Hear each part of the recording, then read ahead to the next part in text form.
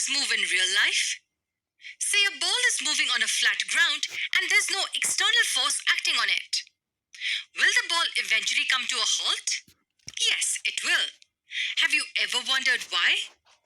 Say you're skating on an ice rink and your friend is skating on the road.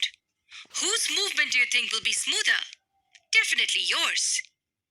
When you hold a bottle in your hand, why doesn't it just slip through and fall?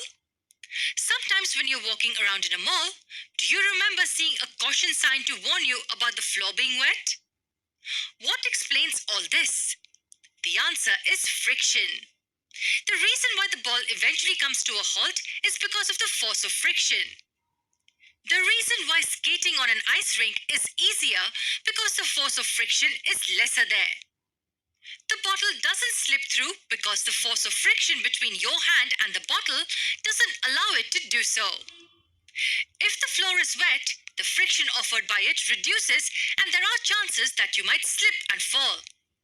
So what is this friction we're talking about? It's quite easy to understand its concept. Friction is nothing but a force. It is the force exerted by a surface where an object moves across it. In the first case, when the ball is moving in this direction, the force of friction is acting in the opposite direction. The force of friction offered by the ice rink floor is lesser than the force of friction offered by the road. Hence, skating on the ice rink is easier and seems effortless.